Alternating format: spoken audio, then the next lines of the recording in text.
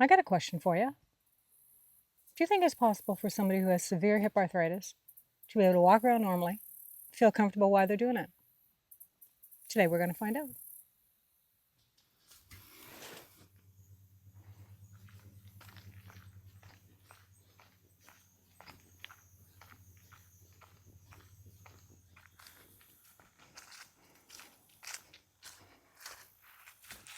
This is my 5 favorite tips for walking with hip arthritis in a pain-free way.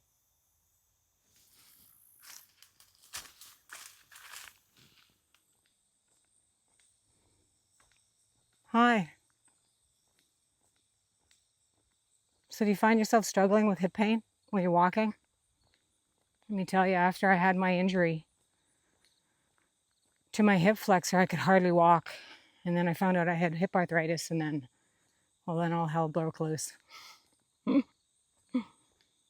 So today in this video, I'm going to go over 5 steps or 5 approaches that you can take to try to help you with your walking. I think it's really important to take a whole body approach to your walking strategy, especially if you have different pains in the front of your hip or the back of your hip.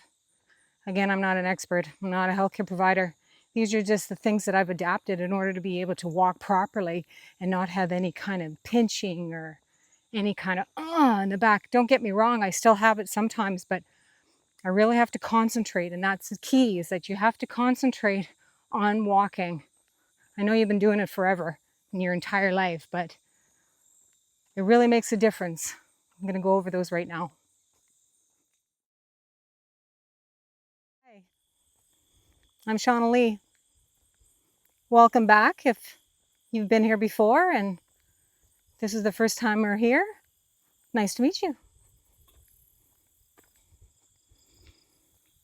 So, the first thing I want to talk about is the importance of making sure your toes are activated.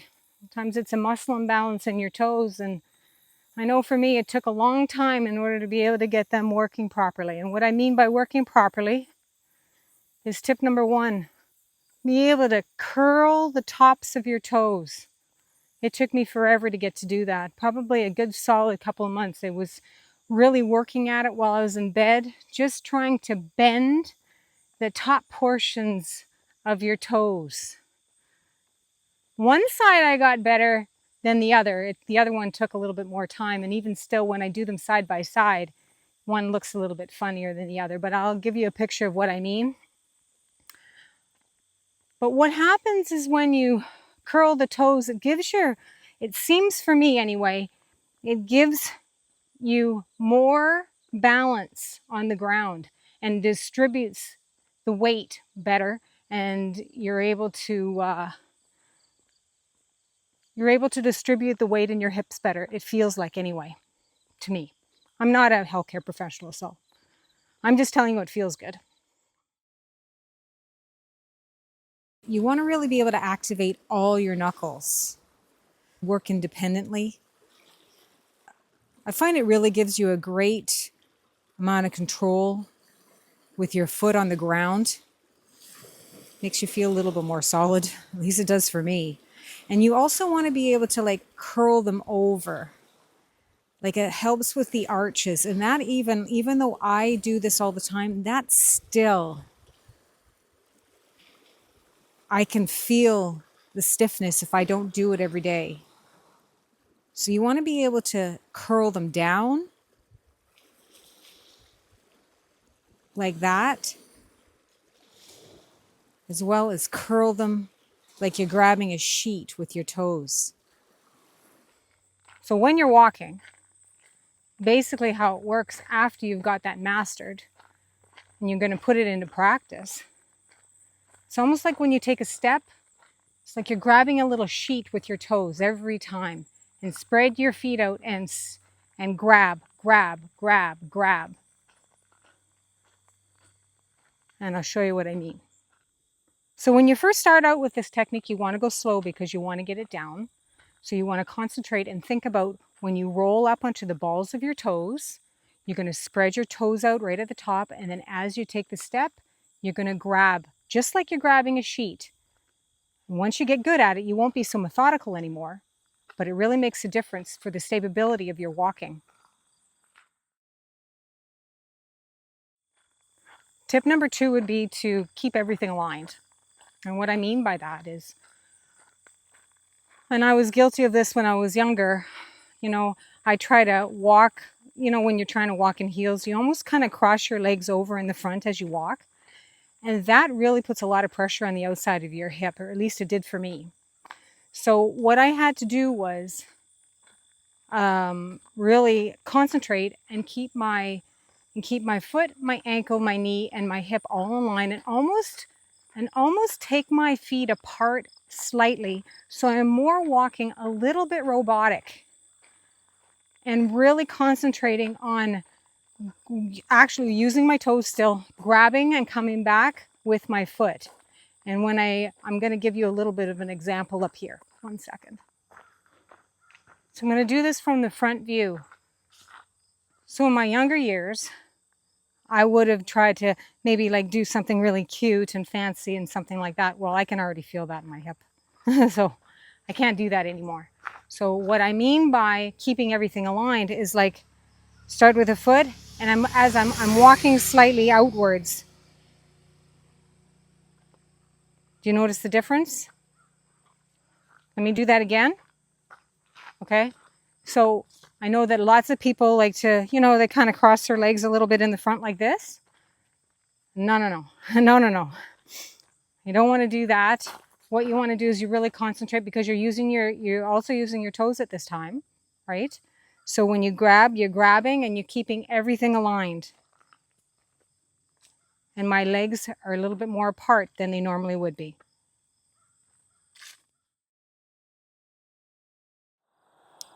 Tip number 3. This is a really good one.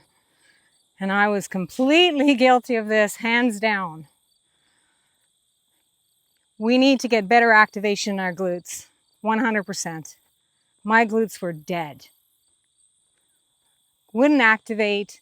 I would try to squeeze my glutes, and everything would fire up. It was just ridiculous. It took me probably 6 months to get them activated.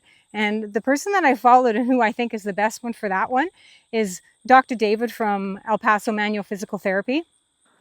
He is the expert at that. And I'm going to drop a link for his channel below, because he really helps people a lot with arthritis issues and how to get things working properly. And he is a superstar.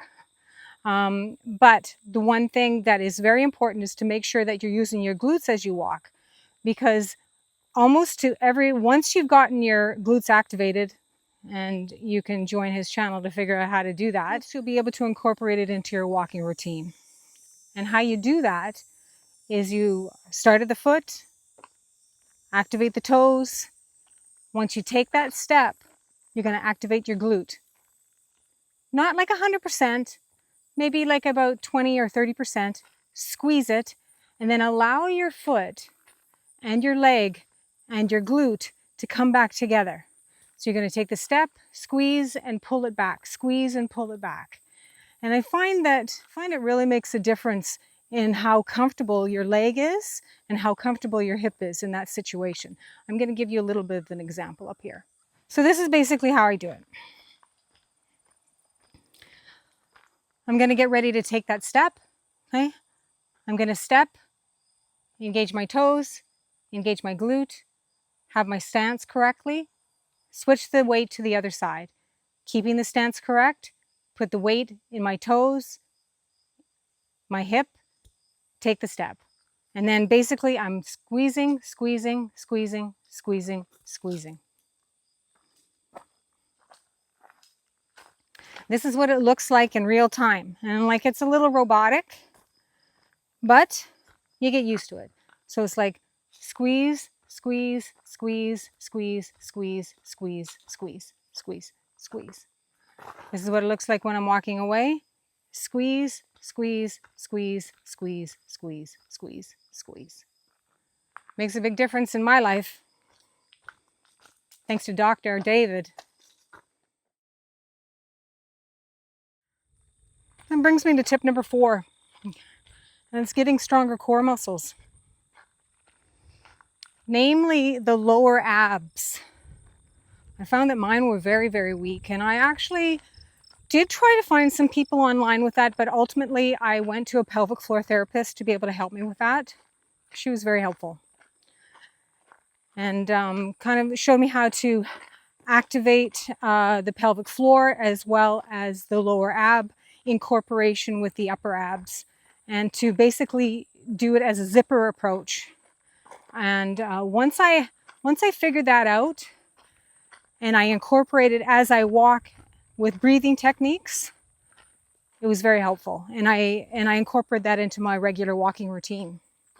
Not all the time, because sometimes it gets fatigued a little bit, but when I find myself getting a little bit sore, like if my back is a little bit sore, I really engage my core, engage those lower abs, and it's very effective. This brings me to my last tip. Tip number 5 is to really use your arms as you walk.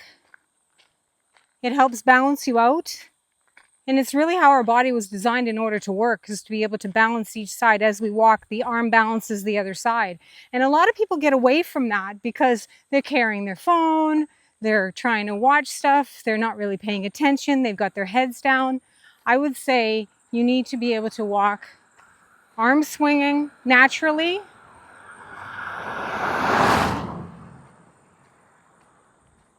Arm swinging naturally. Your gaze straight ahead, eye level, and stand up straight so that everything is in line. And that would be my 5 tips to be able to help you walking better and relieve some of the pain that you might experience while you're walking, because I know I experienced a lot. And I'm going to give you a little bit of a complete overview of how the whole walking routine goes.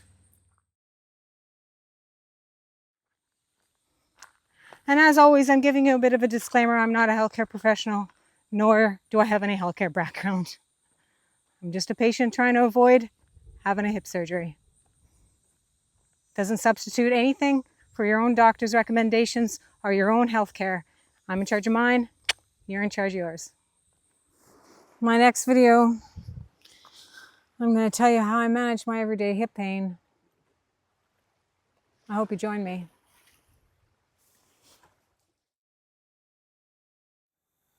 Okay, let's put all the tips together. From your toes to your stance, to your glutes, to your core, to your arms. Here we go.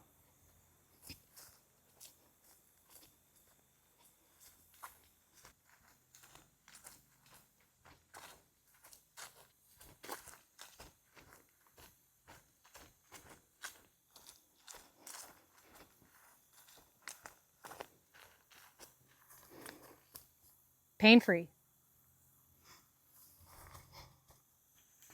In closing, I guess I need to ask the question, do you think it's possible you be able to get back to a regular walking routine and feel comfortable while you're doing it? Well, I'm here to tell you, yeah, it is. I'm doing it. You see it. So if this is something that interests you, this channel, and you continue to be interested in it, subscribe, follow along. And like I always say, let's see how this thing plays out. I hope it doesn't become a mini-series. See you on the next one.